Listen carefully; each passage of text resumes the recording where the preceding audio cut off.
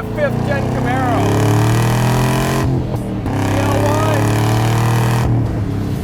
ZL1, if you didn't hear me.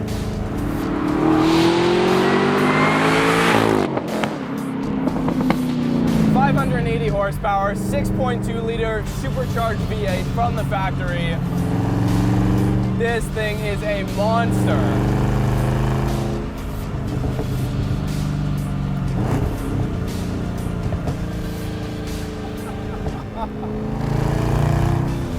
The owner of this car has completely stripped out the interior. There is nothing in here. The road noise is unbelievable. There's no sound deadening, nothing. You've still got your nav, you've still got your backup camera. But in terms of an armrest, I mean, there's nothing. There's no cup holders.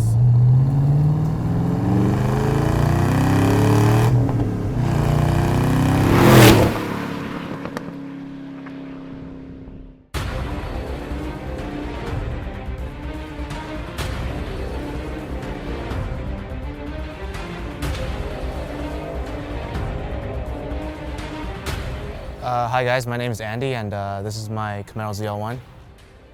So I bought the car bone stock like from the dealership showroom, March of 2015. From then it was about 2 months before I finally decided to get like a bucket seat for it, and then after that it was just one after another, mod after mod.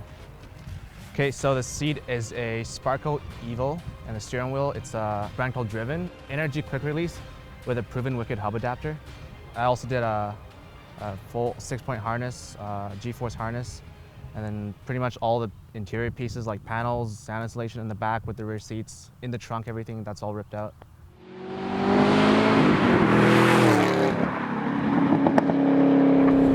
I feel like I'm riding a dragon or something, not gonna lie, this thing is nuts. Now this is what I would call effortless speed here. I mean, this is a real American muscle car. One of the last, and it plays the part well for sure. This thing weighs over 4,000 pounds.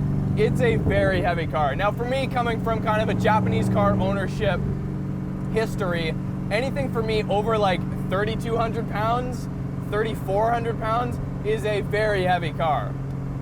So to get in something like this with 4,000 pounds,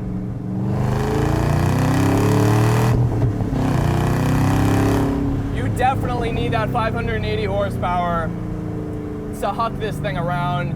Transmission feels absolutely phenomenal. And the exhaust too. Muffler delete.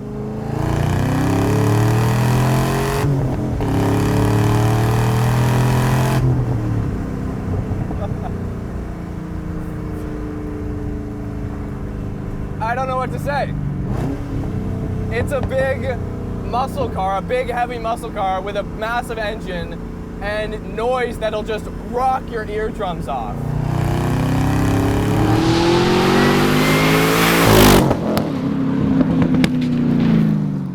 I mean, weight is weight. There's not much you can do to, I mean, you can play with suspension geometry, traction, and downforce, but weight is weight. But like, I feel like what this does help is with the balance of the car, because I think I noticed at first, it's like, okay, what direction should I go in? Should I add more power because that's the easy way and everyone does it? Well, that's not really what the car is lacking, right? I think the car is lacking, high-speed stability, right? Tends to understeer, so you have to fix that with a suspension problem.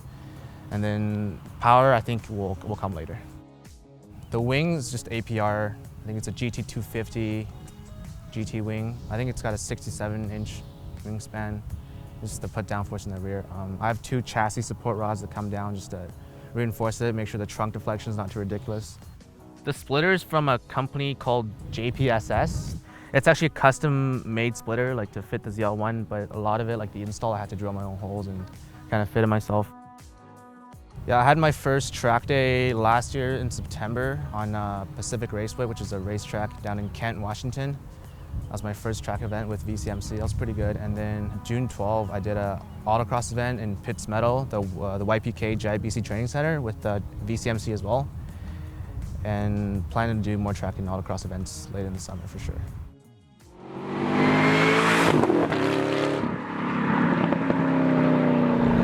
You see, it's not so much that it tosses you back in the seat and really just throws you back. It's that the whole experience I mean, it sucks you back into the seat, don't get me wrong, it is a very fast car. But it's not until you just hear the sounds and you're rolling through the gears, and you hear the backfires, the whole thing comes together and creates this monster of a character, and you know at any moment you've got just unlimited amounts of torque, power, and noise. It's great. Steering, really good, really tight, very light steering. No issues digging out of a corner either. The torque is always there. That's not something I'm used to coming from a turbocharged car, but the torque is absolutely instant. In terms of heel towing, I'm finding it a little bit tough, to be honest. But in terms of driver inputs, the shifter's a little bit tall for me, especially with this fixed back seat. If it was a little bit further ahead, that would be perfect. But the steering wheel's great, the material's great, and a smaller steering wheel than stock, right? So it gives the impression that you actually have a quicker steering rack. It's got some exterior mods that you don't normally see on a Camaro. Call it rice, call it whatever you want, but the owner of this car has a purpose. He tracks this car. It all works together, yet at the same time, when he rolls up to a car meet, you better believe every American car fan in there, even if they're not an American car fan, are gonna be staring at this car.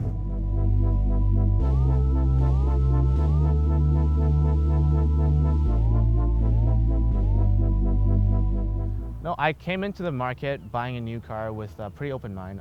I was open to like all three brands, but you find that Dodge, except the Viper, they don't really have like anything that could handle, really like the Challenger is really, it's like, I wasn't even considering it just because the direction we were going with really wasn't the direction I wanted to go in.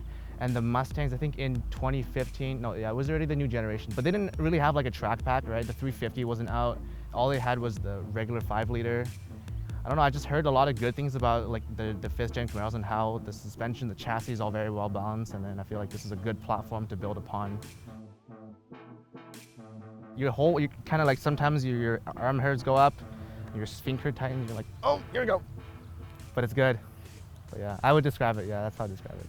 So in the rear, for the rear suspension, I have the polyurethane subframe bushings, Delrin with the aluminum casing, upper control arm bushings, aftermarket trailing arms, and in the front I have aftermarket end links. They're just because the stock end links on this car are actually pretty weak, so the sway bar doesn't really translate all of its force properly.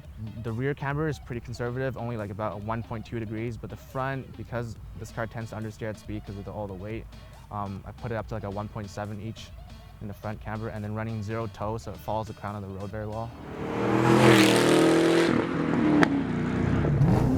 I can't get over what just a muffler delete will do. Did you guys hear that back there?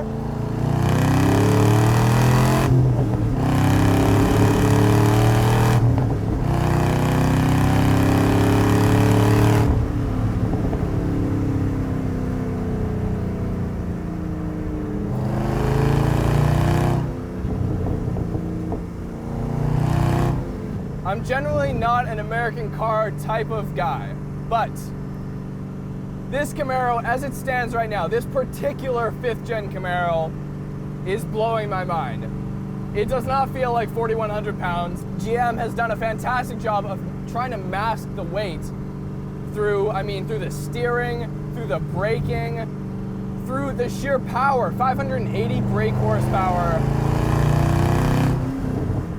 Awesome, it's a lot of fun.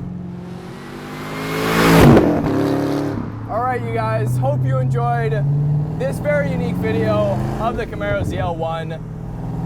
We're gonna try to get more American muscle cars on the channel for you guys very soon. Remember to subscribe if you haven't already. Go like us on Facebook, Instagram, Twitter. Subscribe to the YouTube channel. Listen to the Roads Untraveled podcast every single Wednesday, where I assure you my voice will not sound like this anymore. New videos every single Tuesday and Thursday. Hit up roadsuntraveled.net for all the latest stuff Roads Untraveled. We'll see you next time.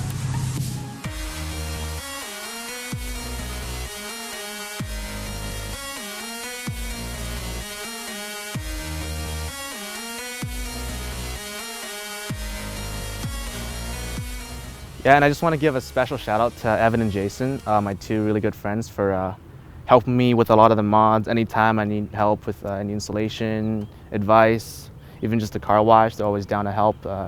Been really good to me so far, so appreciate that.